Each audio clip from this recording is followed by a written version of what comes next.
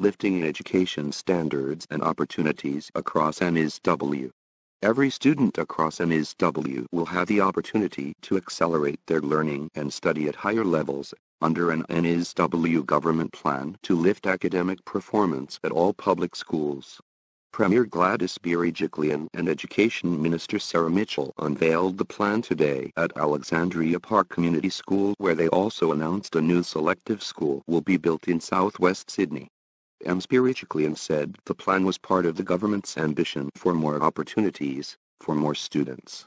I was a product of a quality public education and would not be where I am today if it weren't for the excellent teachers who inspired me, Ms. Berejiklian said. I want to ensure every child in NSW has the opportunities to be best they can be, no matter where they live or what their circumstances may be. Ms. Berejiklian said the new selective school in southwest Sydney will provide another option for families in the key growth area. We know many students are traveling long distances to attend selective schools, Ms. Berejiklian said. There is strong demand for selective schools, with around 15,000 applications for only 4,200 places. This new school will provide another convenient local option for these students and their families. Ms. Berejiklian and Ms. Michell also outlined 2 performance-lifting initiatives that will be rolled out in every public school across the state. The new High Potential and Gifted program will identify students who will benefit from being challenged in areas where they show talent.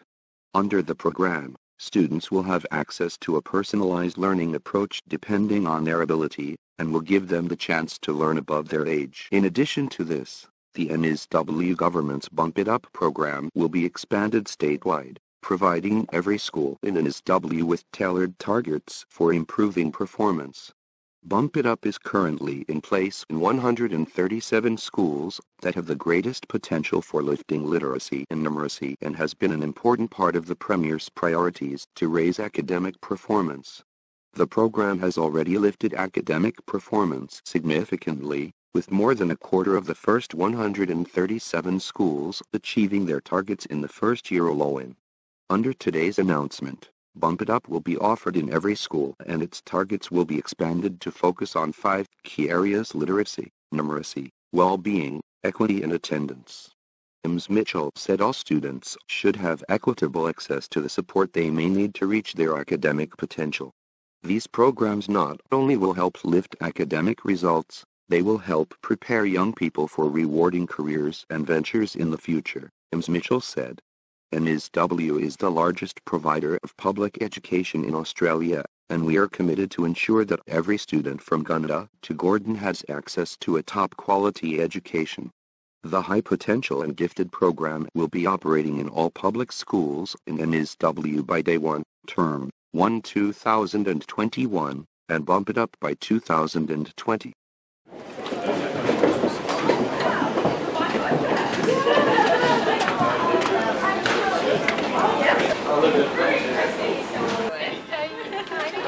Would speak best about how they're progressing with that, Bradley. So and you guys don't hang Jess? out, just year 3. Yeah. Effectively, it's wonderful. Nice thing about it too is the students aren't per se in classes. Yeah. And when we had Different the types of parents come learning. up at the start of the year, they were very pleased that there wasn't, to have all the students. It's wonderful to be here at Alexandria Park Community School today to announce a really important set of initiatives on the part of the state government. We're incredibly proud of our huge infrastructure program, $6.5 billion over the next 4 years, building new schools, building new classrooms, and of course this school will be the recipient of a brand new development in a few short years, which we're really excited about. But what is also, of course, very important to us is what happens inside the classroom to ensure all of our students, no matter where they attend schools, are receiving the best opportunities to be their best.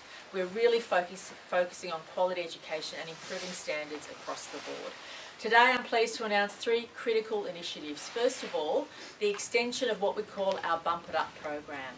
Our Bump It Up program started by identifying schools which we thought had greater potential to improve literacy and numeracy programs. It's been rolled out to around 150 schools across the state, and it's been so successful that we now intend to roll out the Bump It Up program across every single public school. This means that no matter what standard the child or the student is performing at, we will focus on improving their standards, especially in key learning areas of literacy and numeracy. In addition to the Bump It Up program, we want to make sure that students with high potential or who are gifted have the opportunity to greater access of what we call selective streams or higher learning, and that is so critical. Sorry, you might just... So we will make sure that the gifted and talented or high potential program is further rolled out to ensure that a greater number of students have access to those selective streams to allow them to realise their full potential. We also appreciate how high in demand selective schools are, and out of the 46 schools which offer selective streams across the state, about half of those are selective, but we know the demands for more selective schools is huge. Students are travelling very long distances to attend these schools, and we know parents are keen for their children to have the opportunity to attend more of these schools. And we're very pleased to announce that the New South Wales Government will be building a brand new selective school in southwest Sydney where there's huge demand, and we know that parents and communities in that area will really appreciate that extra opportunity. We're very excited by that. As you know, we're building 190 brand new schools across the next 4 years, and one of those new schools will be a selective school, a selective high school in southwest Sydney.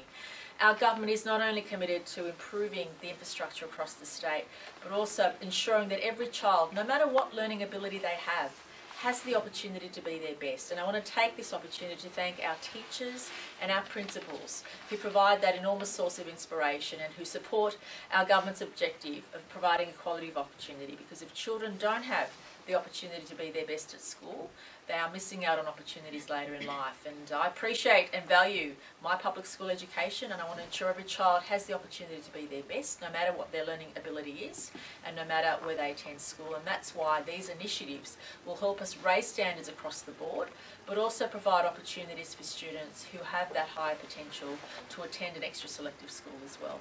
I want to thank the Minister for Education, Minister Michell, and our Secretary Mark Scott. Through their leadership, we are seeing an education transformation across the state, a revolution.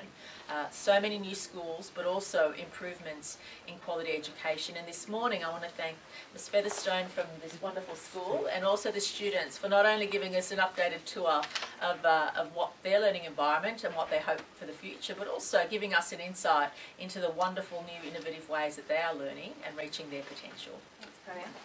Well, as the Premier said, we're very proud of the infrastructure record that we've got, and particularly the building that we see underway right across the state.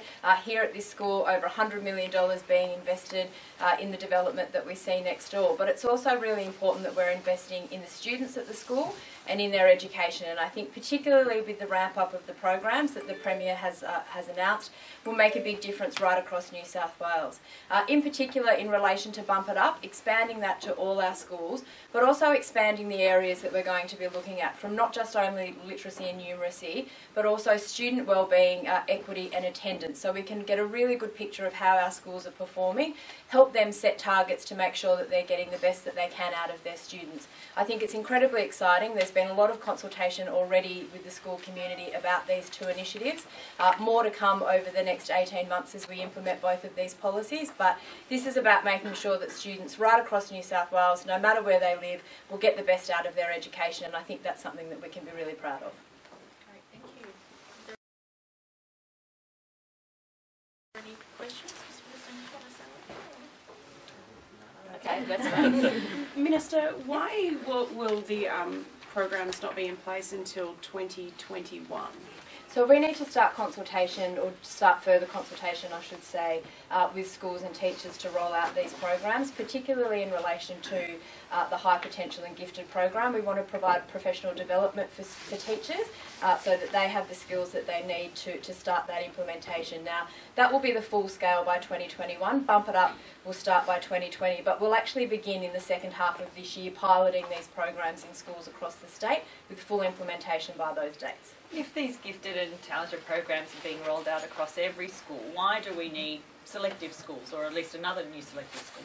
Well, as the Premier said, we know that there's a lot of demand for selective schools, and we know that there's a lot of growth coming in southwestern Sydney, and we want to give parents and families that opportunity as well. But I think that's the key to the announcement today. Not only will there be that additional selective school, but every school will see increased opportunities for kids with potential. And again, not just academic, we'll be looking at things like students who might have skills in public speaking and debating, drama, art, music. We'll work with school communities because they know what potential their students have, and we want to help them to deliver for those students. The selective school idea, though, is quite fraught when you see a lot of people spending money on coaching to get through those selective tests, and that there is that issue of segregation.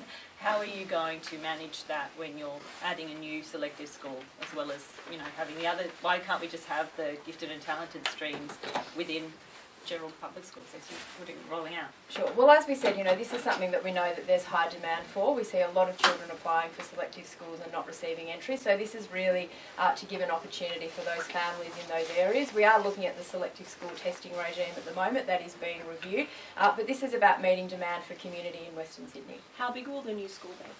So we'll start consultation with the community. We're in the planning phase. That will begin now. But we wanted to make it clear that that's our intention to deliver that school, and there'll be more information about the size and the location as that consultation continues. And do we have a date when that school might be open? That will come as part of the consultation process, and there'll be further information later on in the year. How significant, though, is that school? I mean, the Southwest has been crying out for a school like this for some time. Oh, look, we know that there's huge demand for this type of school, and we know Southwest Sydney in particular has huge demand, and we have to put into perspective that only a very small proportion of children gain entry into selective schools. They are not common things, and we believe very strongly that this is in the best interest of students and parents and school communities, and we know there is enormous demand for such a school in Southwest Sydney. We'll get onto it as soon as we can.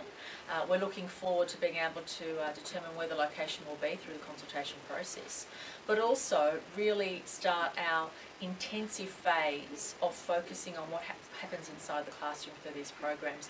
I've been absolutely inspired by seeing the real life examples of the Bump It Up program. We started this off as a pilot. We identified schools which we thought could have been doing better given the schools around them were doing better. We focused our attention on those schools and saw the results go through the roof in terms of literacy and literacy in particular. We want to ensure that every school, every child, every student has the opportunity to improve their standards or have their standards improved, to take the learnings from how some schools are doing really well and supporting other schools, but to give every child the opportunity across our public system, across the state, to lift their standards and have better opportunities into the future. And the Bump It Up program is really inspiring, and I've seen it in action, and I'm really pleased now that we'll be rolling it out across the state. And similarly, ensuring that children who do have special talents or are gifted have the opportunity in the public system to advance in that way. And we know for many communities the public school system offers so many opportunities, and we don't want to see anyone miss out through the public system, and that's why it's important for us to improve opportunities across the board. And of course we also know that too many students are travelling too long distances to attend some of the selective schools, and we know there's huge demand, and that's why Southwest Sydney has been identified as the next new location for a brand new selective high school. Are you concerned, though, that it's only families that can afford to pay for private tutoring that really often sort of take a lot of those selective school places? Well, the whole point of having more places is to open it up, is to allow kids from all different backgrounds to have access in the public system for those opportunities. And we know for many families the public education system is the first choice. For some families it's the only choice. Irrespective, every single student should have the opportunity to be their best. We believe strongly in that. I believe strongly in that. Every single student should, irrespective of their capacity or their learning ability, should have the opportunity to have focus and attention placed on them to raise their standards so they can achieve what they want to in life. And that's what these programs are about. It's about lifting standards across the board, no matter a student's capacity, no matter where the school is. And that's what's really exciting about this. We've always focused on what happens inside the classroom, but now we're taking it to a new level. We're making sure we've got specific programs targeting all students and allowing us to meet their needs so they can go on and do amazing things in the future, as I know all these students from Alexandria Park Community School will be doing. Premier, there are some serious questions being raised about Victor Dominello. Will you consider standing him down from the ministry while he's investigated? He has my absolute full confidence. He's an extremely hard-working, dedicated minister. and serving the people of New South Wales. And I look forward to him delivering great opportunities for the citizens of this state. Do you have any concerns over those reports that he lobbied for a grant to Ryde Council with a third cousin was there as a councillor? Look, my expectation is that every single member of Parliament works their guts out to achieve things for their community. Whether it's new grants for parks or other amenities, whether it's for new schools, upgrades to transport, every single member of Parliament needs to work hard to make sure their community receives all those opportunities, and Minister Dominello is no different from any other member who would work hard to attain those opportunities. So, Premier, the Council didn't ask for that funding, so why did Minister Dominello take it upon himself to lobby for it? There are often certain circumstances. Each of us have 100,000 people living in our communities. Many constituents often raise issues of what they'd like to see happen, whether it's PNCs, whether it's local parents' organisations. So many opportunities for communities to attain what they need for their electorates, and a good local member makes sure that they obtain every opportunity to get more things for their community, and that's an admirable thing. We're now daily seeing every day there seems to be another allegation against Minister Dominello. Why not just stand him down until some of these allegations can be investigated? He's done nothing wrong. Are you concerned by reports of figures published today that nearly 300 minors have been strip searched at various festivals, some as young as 10? Is that a worrying statistic? Oh, look, I think it is. I think it is something we need to look into, and it's a matter that I've raised with the Commissioner previously, and I know he's really keen to look into it as well. The federal, should you be lobbying your federal colleagues for funding for Metro West to get it underway faster? Oh, we're working our guts out, as you know, on the Metro program, and I can't wait to show you the next stage. The underground stations through the CBD and through to Sydenham are really taking shape. We have a healthy budget for all of our programs, and of course we will always continue to look at other sources of funding, and if the federal government is willing to support us in that, that would be great. We already have commitments from the federal government in relation to the North-South Metro that will be around the new airport at Badgerys Creek. We have commitments from them in relation to a number of projects, and of course we'll continue to look at other sources of funding, but I'm always a proud Premier who's resilient, and New South Wales can deliver these projects, and of course extra funding means we can deliver them more quickly. But let me assure the community that what we've seen in the past week with the new Metro in the Northwest is a taste of things to come. Public transport is critical to our future. We've seen already the positive impact it's had on reducing traffic congestion, and I'm excited by the future for New South Wales because public transport is taking shape, as well as our education system, and we're really seeing the fruits of our years of hard work come to fruition, and any opportunity we have to accelerate or bring things forward, we will absolutely do. Still a few small teething problems for the Metro. Norwest Station closed this morning due to an alarm. It's going to take a bit of time telling people to be patient. Oh, look, of course, and I'm thrilled that in the first week and a day or so there's already been 600,000 trips, more than 3,000 services offered, and it amazes me that no matter which part of Greater Sydney I'm in, or even in more regional communities, people are actually coming up to me and saying this is great, even those who've not used it yet, because everybody appreciates what this symbolises for the future. It means less cars on our roads, better options for commuters, and I'm really thrilled by it, and it's been a huge success, and yes, there could very well be further glitches down the next few weeks, but so far I couldn't have hoped for a better first week. I apologise for the small number of passengers that may have had slight delays, but for the vast majority it's been life-changing, and the messages I've received have been extremely encouraging, and it's just made me want to work harder and deliver things more quickly. Premier, Last question, please. why hasn't the New South Wales government approved the Narrabri gas project, given it can supply up to half of the New South Wales gas needs, and solve, I guess, the impending gas crisis? As you appreciate, all major projects of that nature have to go through environmental safeguards, have to go through planning processes, and that project is undergoing those processes. Where you're talking about a major project of that scale, you've got to make sure you've ticked all those approval requirements, whether it's around the environment, whether it's around our lands, whether it's around our water catchments, and that project's undergoing those processes now. Great, thanks everybody.